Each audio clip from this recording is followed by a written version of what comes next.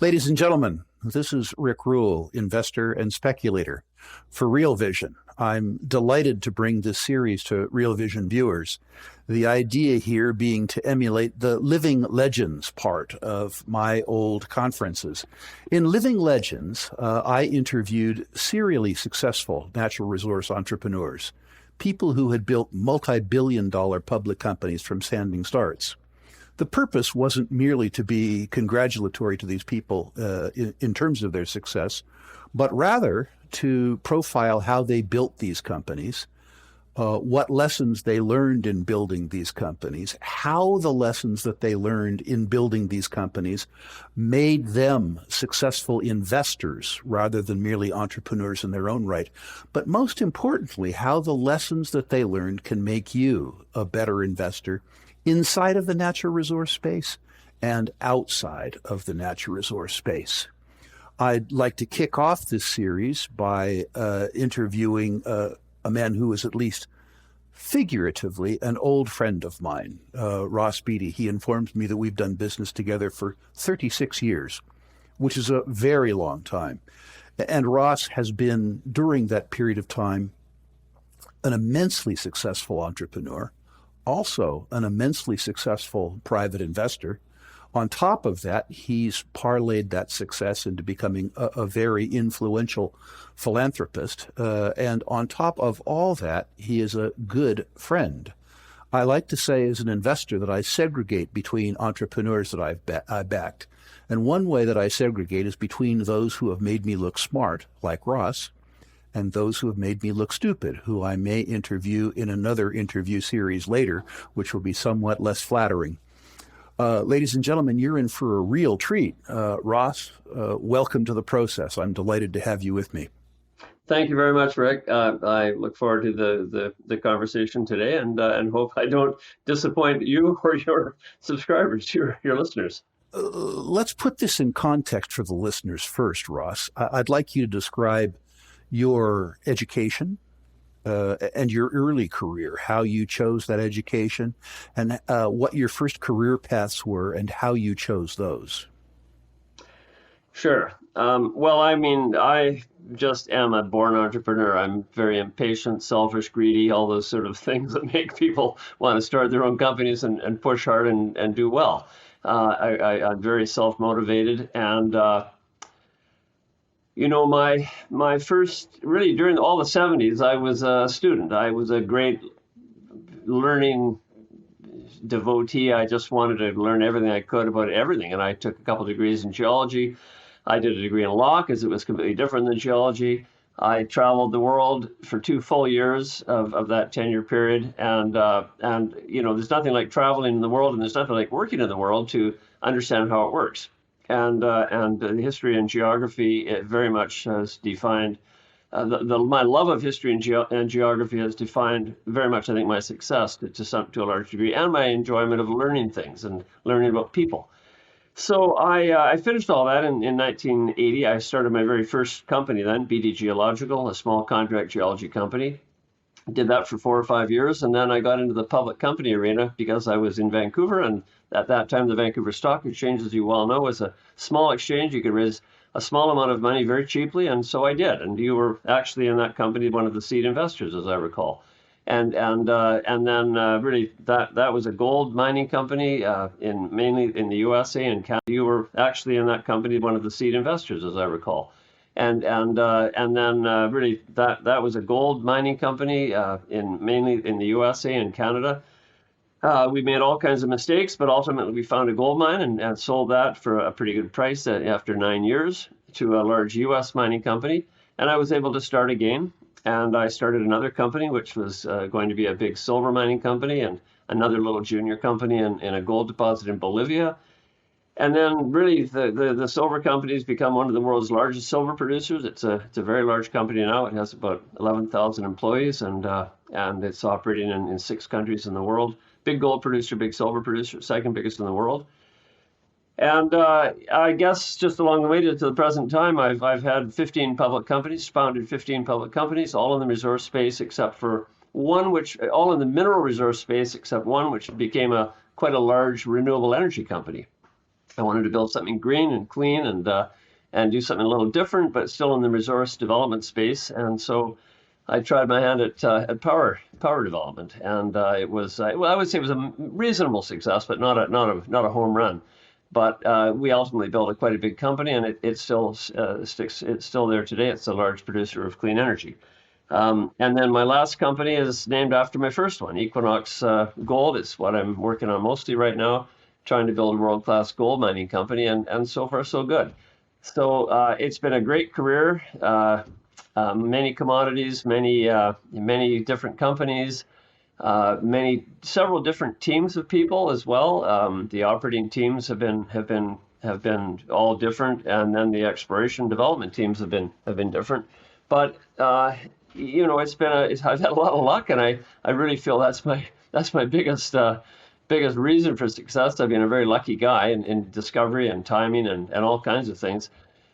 So it's been a great journey and a lot of fun. Primarily, my career has been that as a developer. In other words, I've been a company builder. Most of my energy and effort and actually investment success has been as a company builder. But I did segue for a few years into the world of just investing. When I was doing my clean energy company, I was just an investor in natural resource companies, and actually that turned out to be pretty successful too.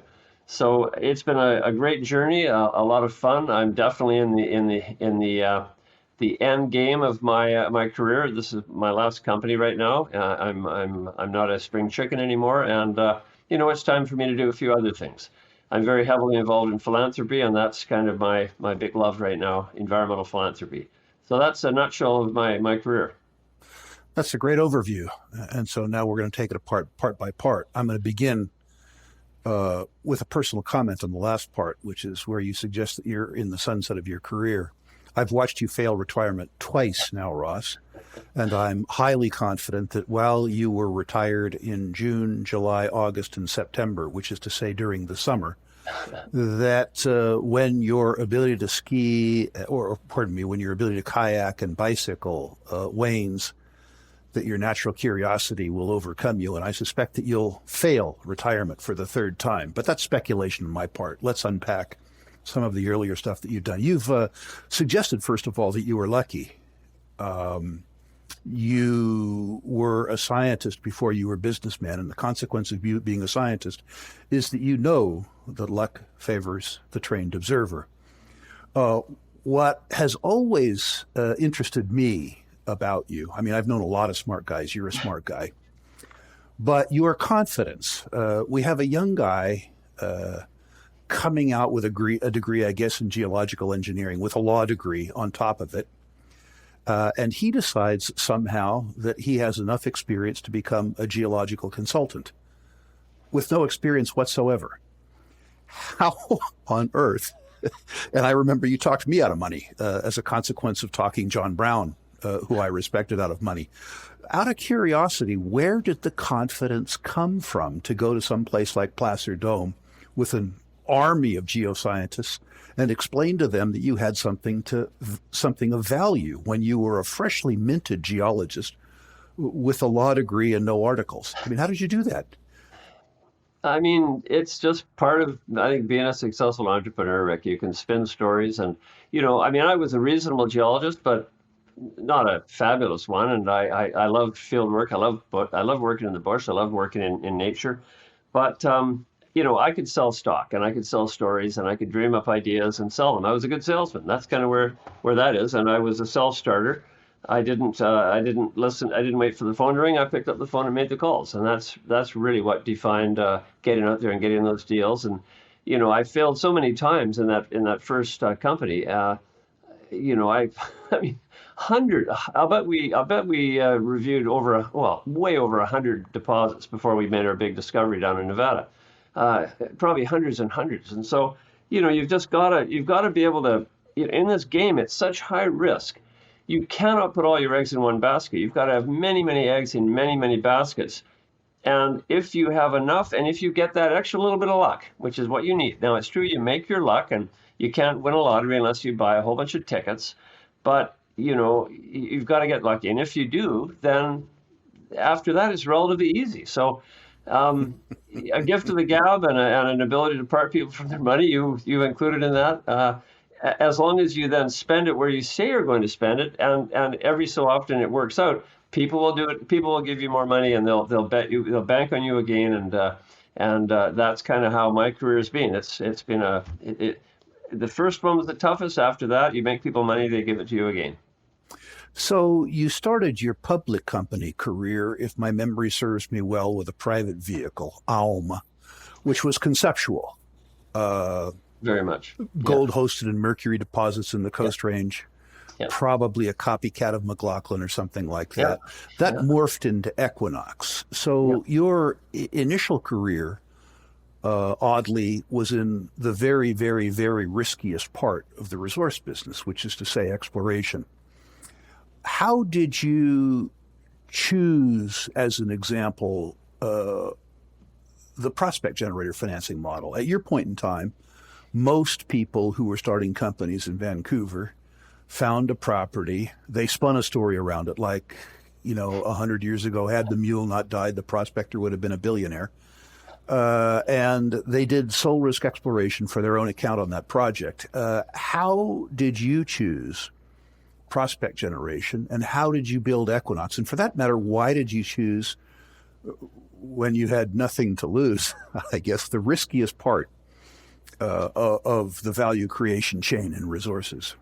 Well, Rick, don't forget the 1983 or 84 when we got that company going. I was 32 years old. I had absolutely no money. I raised a tiny bit of money, but money was hard to come by. So you go into the cheapest part of the business where you don't have to buy things. You stake claims, and you then cross your fingers and hope you get lucky. And you have ideas. And so, for example, that Mercury Gold idea, we had all these properties that we staked claims on. They had lots of mercury, but none of them ever had any gold. Now, we didn't find a single speck of gold in any of those properties, and yet we used those properties to go public. And once we had a public company, then I was doing some work on a contract basis in West Africa, in Sierra Leone and Liberia, where there's a lot of gold. And I went there and I thought, well, maybe this, Liberia is wide open. Nobody's been there for, ever really looking for with modern technology, looking for gold. So I thought, well, let's take that first little company that we took public over to Liberia. And so I had a really good property there. I bought a drill in Vancouver, hired a driller, shipped everything over there. And of course, the next thing that happened, there was a revolution in Liberia, and people starting to get their hands chopped off and heads chopped off, and it was a disaster. So we had to flee. And that was the end of that episode. And then I spent 3 years looking for platinum in Canada unsuccessfully. We looked for lithium. We had to deal with Teck looking for lithium in the Great Basin of the U.S. And we found lots of lithium, but this was in the mid 80s when it wasn't worth very much. So that was the end of that. So I had all these failed things that were failed projects, but we kept going. And I kind of had this philosophy that if you keep changing the story, nobody will tell you you're worthless. You always give that sort of, okay, that wasn't a failure, that wasn't a success, that deal, but we've got this other deal, and it looks really good, and I spun a little story around it and raised a little bit more money, and then bingo, after 3 years or so of doing this, we finally found this deposit in Nevada that turned out to be a really, really high-grade gold mine. So, we eventually got lucky, but it was certainly not until we'd had a lot of failures. But we just kept picking ourselves up, dusting ourselves off, and moving on. And I had loyal investors who said, as long as you spend your money the way you say you're going to spend it, even if you have failure, which is a kind of a preconceived likelihood in this high-risk business, we'll bet on your next deal. And sure enough, finally we did okay, and ultimately the company was sold at an all-time high. So every single investor would have made money in the company if they'd kept it to the end. So it was kind of it ended well, but there were a lot of frustrations and disappointments along the way. I might say that this first experience with Ross Beaty, I believe I was involved in for 8 years. So we worked the better part of a decade to be overnight successes. Yeah. The takeaway for this first discussion in the interview for viewers, I would suspect, is the real attributes of your first success were positiveness, which is to say that when your exploration efforts failed, You didn't quit. You kept going. And something that's related to positiveness, which is tenacity. Would you agree with that, that your success, in addition to your intelligence and your ability to work hard, had to do with incurable optimism and incredible tenacity? Is that a fairly accurate summation? That is accurate, but there was one extra ingredient, and that is that when we took Equinox public in 1985, we raised the grand total of $145,000, and the market wasn't very good then, so I ended up having to raise all the money myself. And I raised it through friends and family, and I had my mother as a seed investor, not a seed investor. She bought the IPO when we took Equinox public, and so believe me, when you have your mother as a shareholder, and every time you go over for Sunday night dinner, she's saying, "Well, how's Equinox, or what was the name of that company I invested in? How's it doing?" And you want to make her more than she invested. You do not want to lose your mother money. So that was another ingredient that I think was a contributing factor to working hard and making the company work out in the end. But it's also true, again, it's kind of like this is a high risk game. It's not unlike gambling. You have to just keep at it, and gambler's ruin is also a truism in this business. If you keep getting unlucky with attempts to find gold mines, you will go bankrupt, you will go out of business, and you just have to have that little extra ingredient of luck. And that's luck in not just discovery, but it's also luck in timing, because in this business, it's a very, very cyclical world. The tide comes in, the tide goes out, and you have to kind of be in the right place at the right time as well, because when the tide comes in, it's very easy to raise money. When the tide goes out, it's very difficult, and you've got to be able to work in both of those environments if you're going to be successful. Ross, believe me, we're going to talk about timing and cyclicality later in this interview. I noticed that you referred to your mother. Little did you know I was a much greater risk than your mother. I was young, strong, mean, and aggressive. I'm glad that your concern over your mother saved you from my wrath. You didn't have as big a capacity to terrify me as she did, believe me. So now we've lurched from one mistake to another through Equinox, and through some serendipity, discovered a mine which we sold to Hecla. I remember that at that point in time. And expecting a phone call from you, I had to wait, 7 or 8 hours probably. And you said, we're going in the silver business. Yeah.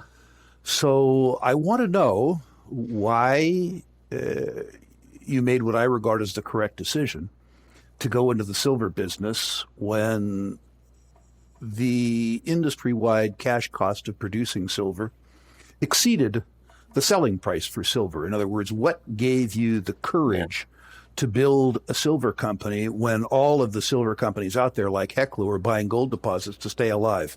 Tell me about the intellectual formulation of Pan American Silver. Sure, it's pretty simple, Rick.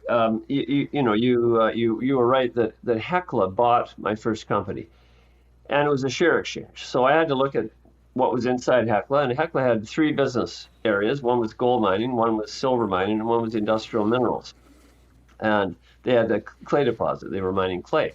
And in fact, they were trading absolutely in correlation with the silver price because they had been known as a big U.S. silver name.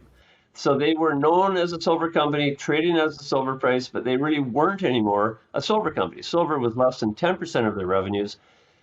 I looked then at Coeur d'Alene and Sunshine Mining, and both of those other companies, which were the only big silver names in 1994, both of them had big problems.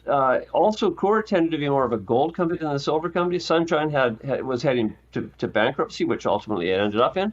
And I just thought to myself, if investors are buying those companies as silver names, then they must have no choice. So if I create another choice for them, a real company that has real silver assets and absolutely focus, an absolute, crystal clear laser vision focus on building itself as the world's best silver equity, the best silver stock that would be a better proxy for investment in silver than silver bullion, I would succeed if I could do that. And so we set out our mission from day one when we had a shell company with no assets, no cash, no people, just an idea. We took some of the people from Equinox and we said, we are going to build the world's biggest silver mining company from scratch. And guess what? That just simply the vision was enough to bring a whole bunch of mostly US investors into the company who got the stock price up to the point that I could raise some money at it. And then we used that money to buy silver assets all over the place, silver mines, silver deposits, staying focused on silver. And ultimately, 27 years later, or actually it was probably about 20 years later, Pan American did become the world's second largest silver mining company, which it remains today, second largest primary silver mining company. And that for me has been my biggest business success, because it's one that not only is it the biggest company, it's the one that really has proven the value of staying laser focused on a simple story, executing it well, and ultimately being right, that if you do execute these things well, investors will come, support you, and you can all build a very successful business together that today is a big dividend producer and a real nice generator of wealth for a lot of people. So that the listeners understand the magnitude of this success, if my memory serves me well, your first public financing, which I had the good fortune to participate in, was at 50 cents. And you talk about the ensuing 29 years. But the truth is that 6 years after that 50-cent financing, if my memory serves me well, the stock was over $40 bid. Not quite 10 years later, but it did hit almost $50 bid I think it hit $50 about 2007, or maybe it was the 2011 run. There were those two big bull runs there. In any case, it did pretty well. Yeah. Yeah, it was truly successful. One of the things that really interested me in Pan American, a lesson that you employed then that you've employed since too, was your intuitive understanding that you had to have scale, right? That you had to have mass. You were willing to buy lower quality projects at the beginning of the exercise to build mass. And then you did a great job of using that mass to increase your trading liquidity, lower your cost of capital, buying higher quality projects, and disposing of, when appropriate, the lower quality prospects. So if you could talk something about the advantages of scale, the amalgamation process, and the discipline that needs to be employed in the amalgamation strategy to build a company like Pan American from a standing start. Sure. Well, I think, we did it with Pan American. We did it with the renewable energy company, Altera Power. We have done it with Equinox Gold in recent years. Equinox just started at the beginning of 2018. So it's just not even 4 years old now, but we're in one of the world's, I guess, top 20 gold producers already. It's so super important to build scale, and it's more important today than ever, Rick. I would say it's way, way more important today than it was even in the 90s. And that's because the investment market has changed over the years. So scale has always been a good idea. It's particularly good today because there's a lot of investors who simply will not buy the small companies. They only want to buy through ETFs and other forms of, you could say, non-value oriented investment funds. And so you can't get into those pools of capital unless you're large. So that's one reason. Number two, it's a much more expensive game today to build a public company in the resource business. So if you have small production or a small vision or a small project, you're always going to be burdened with a very high administrative burden to pay for all the regulatory costs, the accounting costs, the legal costs, all those overhead costs that a company has to pay today. And then you have the bit in this game, it's a very risky business. So the larger you are, the lower risk you have per se. The more you have an offset from problems in either a country or a project. If you have 5 projects in 5 countries, one country might go topsy, which happens all the time these days, and you're still going to be okay because the other 4 countries are going to kind of buffer that high risk problem, say you've got, or if you have 5 deposits, you have one in a place where you might have environmental or social or crazy problems, and the other 4 are going to buffer that. And I've certainly experienced that in the last few years with my gold company. And so scale is important. It means there's a lot more money that goes to investors as opposed to third parties through services and overheads. It means you have larger pools of capital, you have a lower risk profile. It's just a better business strategy, I think, today than it's ever been. And so we're going big, and the bigger you are, the larger the pools of capital that are available for investment. And I think everybody wins in that sense. You have better multiples. Typically, you have much better multiples. The bigger you are, the more of a dividend producer you might be, or more of a earnings machine you might be. It's just good business today more than it's ever been. Ross, I would suggest that it's going to become even more important given now the market's accessibility throughout the market financings, the ability particularly for U.S. listed companies to access the volume on the New York Stock Exchange and do financings almost on an as-needed basis, the ability to monetize volume. Yeah. Stock market volume suggests that the advantages of scale, particularly when combined with a U.S. listing, are increasingly important in building all companies. True. Any comment on that? Okay. All true. Just more reasons to build scale. I want to get away from scale a little bit to focus on discipline, because I think one of the lessons in Pan American that will be useful to our listeners was your discipline in general and administrative expense. We used to joke, Ross, that you threw around nickels as though they were manhole covers, and that thriftiness was meant as a compliment. I won't mention the competitor, but we published years ago, we meaning me, a study comparing you with a mid-sized gold company, and your general and administrative expense was a quarter of theirs. Yeah. They were a multi-system operator. If you could talk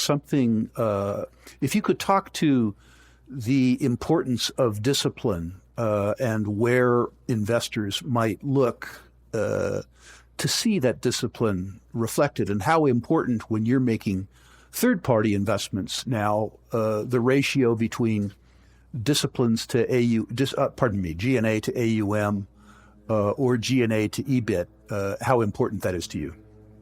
Well, I've always felt that my company's money is investors' money, it's the shareholders' money. It wasn't my money.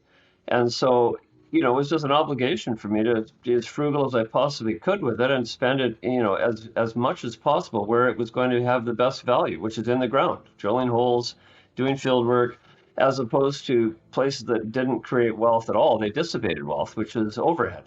And, today it's a different world. I mean, I always used to pay our team through trying to pay at the lower quartile or lower half, certainly, of general pay scales, but make the job happy and make it fun and make it successful. And so people weren't just working for money, they were working in an environment that was a lot of fun and very successful. It's more difficult today. It's much more difficult today because you have all of these,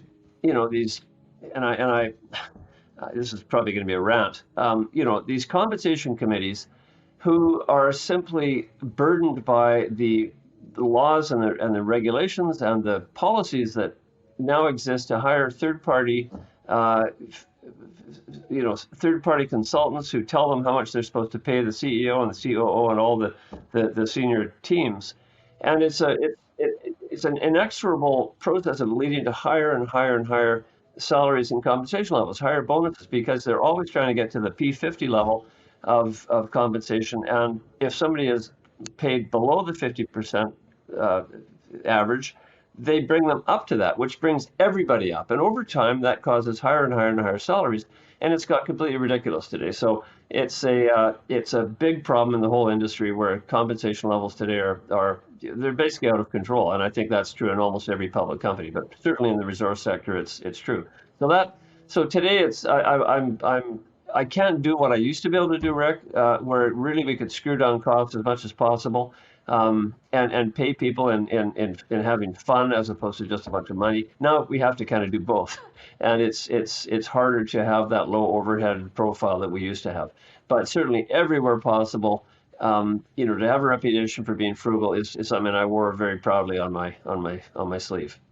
I think the fact that you care, Ross, is very indicative. And the next thing I want to talk about in the context of Pan American Silver is your own presence and the importance in growing big public companies of adult supervision. I look at the success of Pan American Silver relative to other silver companies, and I note that you have continued as chairman, then non-executive chairman, but you've always been in place. Yeah. I believe personally that adult supervision, which is to say some living human being, not a committee, involved who is ego involved and has a large stake, is one of the most important ingredients that a third-party investor can avail himself or herself of.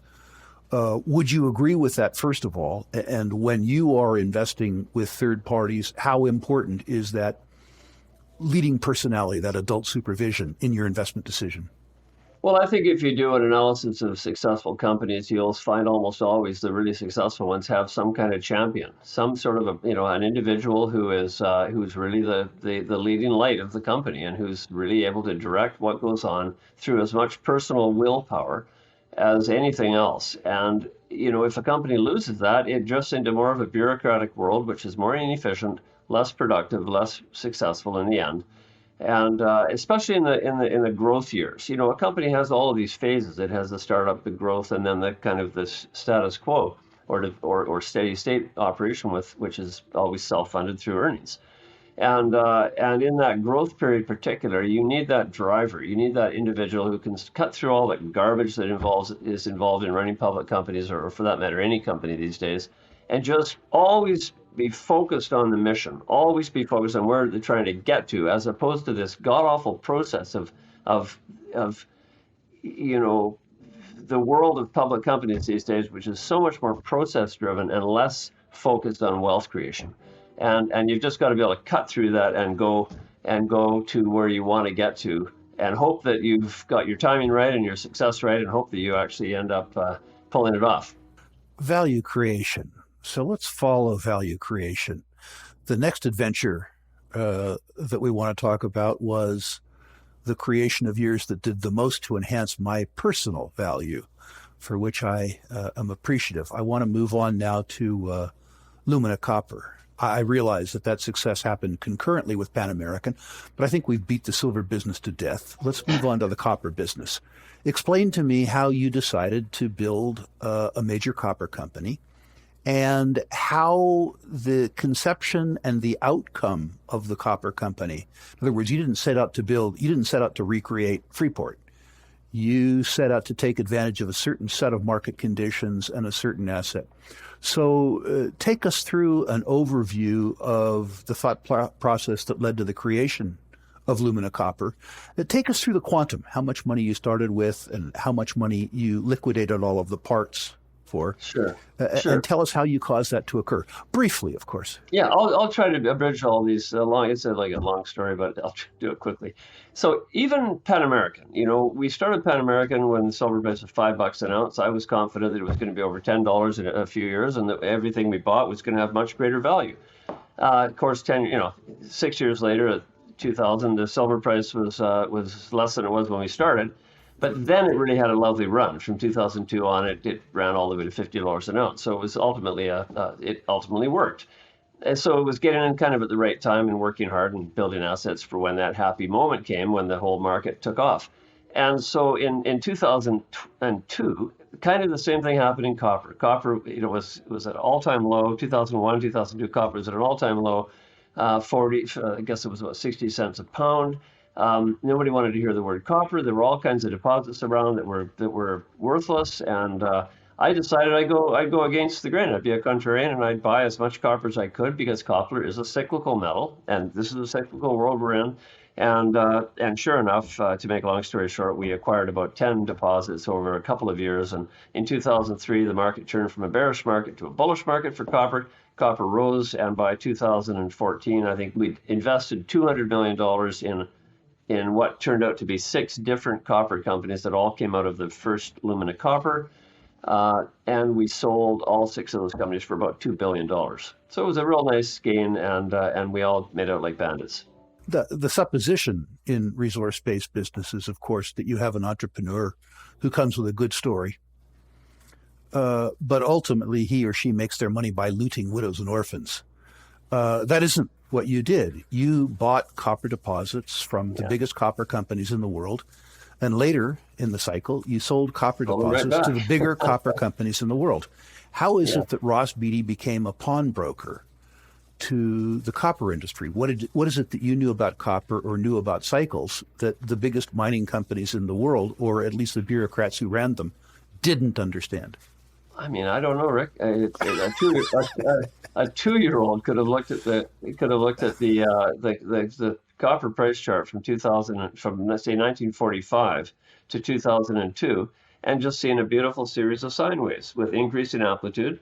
And we were right at the very bottom. In fact, we were at an all-time low in real terms. So, I mean, how clever was it a strategy to say that the copper price is going to go up again? I mean, it was like so simple a concept, and yet at that time nobody wanted to hear the word copper. And this is the world we're in. People are short-term investors. They don't look at the forest, they see the trees. They get buried in the trees. The same thing's happening today with gold. It's just unbelievable how people are getting kidded by this noise, this short-term noise that's going on that means they don't look at the big picture and realize that, we're in a very, very bullish environment for gold. It was exactly the same in 2002 with copper. So I was able to buy these copper deposits for nothing. And ultimately, they all became really, really worthwhile. In fact, some of them are huge mines right now, one in particular in Chile. So I don't know what it is. It staggers me how people don't somehow look around and get away from the day-to-day stuff they're doing and think long-term and understand how the world works and how cycles work and how industrialization in China is more important actually than what's going on in the US and from the standpoint of commodity demand. But they just don't. They're too focused on their own little worlds. So we're back to timeliness and tenacity, aren't we, Ross? Yes. It occurs to me, looking back at the success that I've enjoyed investing in you and your companies, that while the quantum of the success was large, several 10-baggers, the duration was, in every case, the shortest was probably 5 years, much more commonly 7 or 8. And when I look back, each company, I think, that I've been invested in with you fell by 50% or more, at least twice during the period of time that I've owned them. And I really want the people listening to this interview to come away with the sense that the search for a 10-bagger that doesn't happen over a long weekend, and it doesn't happen without substantial volatility. And if you don't have the courage of your conviction, both in terms of duration and dimension, that you won't enjoy the type of success that you've been able to deliver over time. After the sermon now, I want to move on from what you have done, your successes.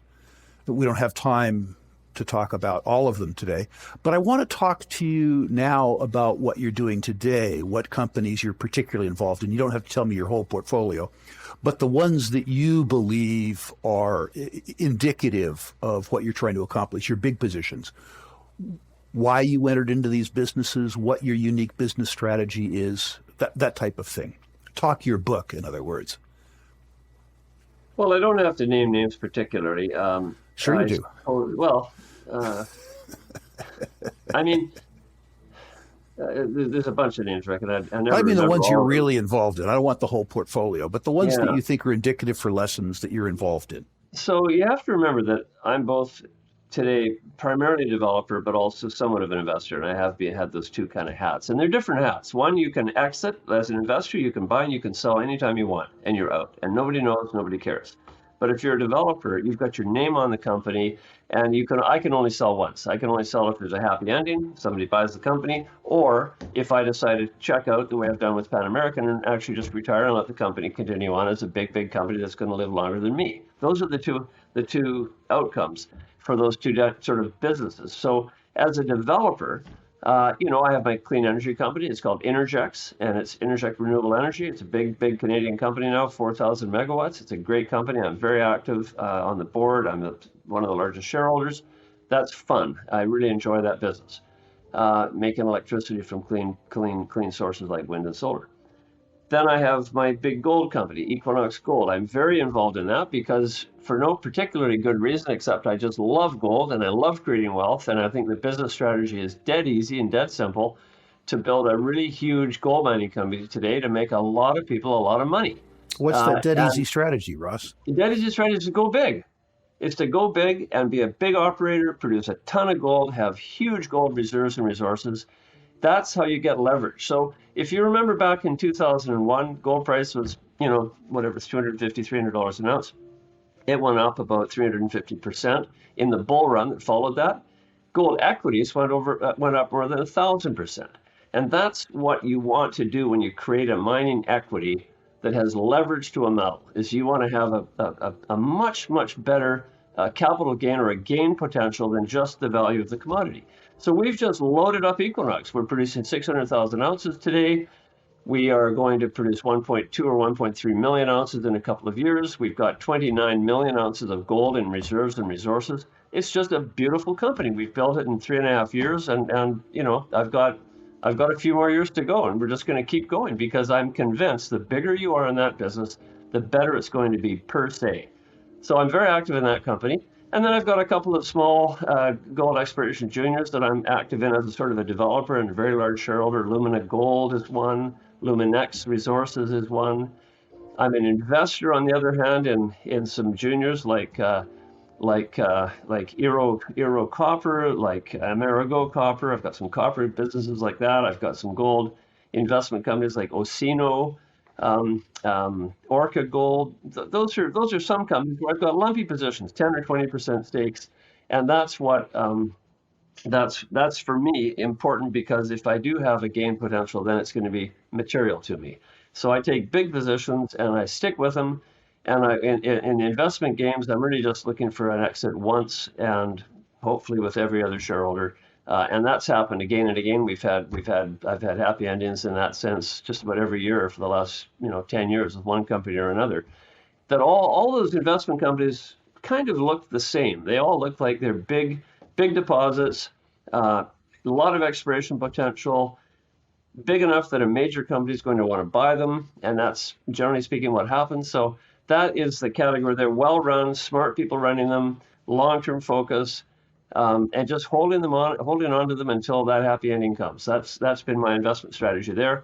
And on the other side, just trying to execute the business plan, which is usually pretty simple. I hope the listeners replay that last soliloquy 3 or 4 times. That was the first part of the interview right there. I want to move on, Ross. I believe there are at least 2 kinds of wealth. One, of course, is material, and the other is what I might call honor.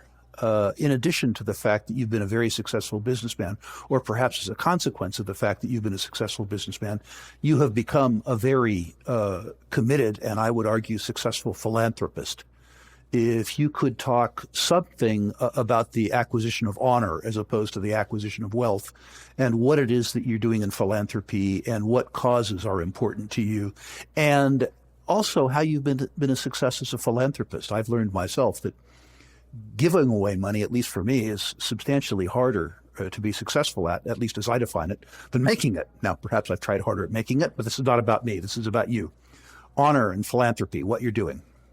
Well, thank you for that. I'm again, it's pretty simple. I have a pretty simple life. I don't have a huge spending quotient. My happiest times are when I'm camping and kayaking with my wife and doing things where I sleep on the ground and cook my own food. And I have 5 kids, and they're all kind of grounded pretty well themselves. And so my wife is an anti-consumer, not a consumer at all. So we don't go through a lot of money, and we have a simple life. So we grow all our own food in our garden, and I keep bees and chickens, and so it's for me a pretty nice life. But I've made all this money, and I don't want to particularly die with it all. So the result is to give it away. And I find it very easy to give away because I've made it pretty easily, and so easy come, easy go. But I believe, like in business, if you're going to be a successful philanthropist, you want to focus. You want to have a real focus that is meaningful to you. And my personal focus is on the environment. I'm a passionate environmentalist because I love the beauty of nature. I seek best my solace, my happiness in nature all the time. And thus I want to protect it as much as I can, look after biodiversity, stop the destruction of biodiversity that humans have wrought for so many years, and try to restore some order to the natural world. So in that box, now, no matter what you do as a philanthropist, you're going to go to heaven. You're a good person. I honor and salute you. My little box, because I like the focus. Don't forget, I like to put energy into something and get good at that. Know the space, and not be a shotgun where I'm giving a little bit of money to 1,000 different places. So we have a foundation called the Sitka Foundation. My daughter runs it as a family foundation, and we're funding about 75 different groups across Canada, some in the US, some internationally, all about protection of the environment and some attempt to protect biodiversity, the loss of biodiversity. So, we do that in a focused way, and people know where we stand. And I can answer the phone, and if it's ask for money for a church or a hospital or a school, I say thanks, but go somewhere else. I'm looking after the environment, and that's, I think, in a way, you could say that's a more successful strategy than having a shotgun approach. But everybody is each to their own, right? I'm not telling anyone else how to give their money away. That's how I do it, and it's working well, and I'm very proud of it and happy about it. And I'm particularly happy when, I can see some kind of tangible result, which I actually see when I look out from my home here in the Pacific Ocean right in front of me, and I see it improving over the years, not getting worse. And that makes me very happy, and it makes me feel there are solutions that will improve the condition of the environment. And ultimately, of course, the connection is better environment, healthier for my own kids and their kids and their kids. So it's a people thing as well. We all have to live together in a synchronized way, not a situation where one species destroys the rest of the others. I've asked you to name some names in terms of your investment portfolio. I know that Sitka, your private foundation, doesn't raise money from third parties, but you give money to organizations that do. Do you have any names that our listeners might consider if they were interested in environmental philanthropy? Oh, for heaven's sakes, there's tons of them. As I say, we're invested in 75 different groups right now, at least. And I do the environmental philanthropy in kind of 4 areas, Rick. One is just pure land conservation, and in that area, there's the Nature Conservancy of the U.S., of Canada, the Nature Trust. I'm the chair of the BC Parks Foundation. The next box is sort of scientific research, where we actually try to work on real solutions that come out of real problems that are measurable. So I'm the director and big funder of the Pacific Salmon Foundation, for example, looking after salmon health. We also do education. We have a big biodiversity museum at the University of British Columbia. We're building another one in Dalhousie in Eastern Canada. And so that's great for bringing school kids in to seeing the beauty of nature and how to protect it. And then public policy. Quite frankly, public policy is really, really helpful in addressing things like climate change and the loss of biodiversity, creating more parks, creating more protected areas. So there's all these things, and there's a myriad of groups. In every one of those boxes, universities, of course, do good work. It doesn't matter where you are. You're always going to have many different ways to be a good environmentalist. The Sierra Club, David Suzuki Foundation in Canada, lots. I'm not talking about social justice. We're not that big on that. I'm not talking about helping Ethiopian refugees, particularly. That's not what we do. We do pure environmental stuff, looking after the millions of species humans rely on to be healthy. Ross, we're just about out of time, but I really want to personally thank you for subjecting yourself to this interrogation by someone who I hope is still your old friend. You are my old friend. You always will be, Rick, and I'm grateful for all of our years together, both as investors and as friends. I hold you in at least as high regard as you may hold me, and it has been a great journey together through all these years, Rick. I'm your greatest fan. Well, ladies and gentlemen, I hope those of you who have listened to this interview have both enjoyed it, but more importantly, gotten direction and insight from it. I'm going to continue this series and interview other serially successful entrepreneurs in the natural resources space for Real Vision. In the interim, any of you who would like to get in touch with me, specifically about your resource investments, I'm always willing to grade individual portfolios. This is my commercial, by the way. Contact me at ruleinvestmentmedia.com. Give me your resource portfolio. I'll rank it personally, 1 to 10, 1 being best, 10 being worst. Hint, you'll do well if they're Ross Beaty companies. If you care, mention charts in the comment line, and I will send you the Barron's Gold Mining Index, which is the best long-running chart on the anatomy of a gold bull market that exists. And I'll send you another chart, a 100-year commodity chart that talks about just how expensive or cheap commodities are relative to other asset classes going back 100 years. Real Vision, thank you. Ross Beaty in particular, thank you. Ladies and gentlemen who are Real Vision subscribers, thank you too. It's been a pleasure. Thank you very much.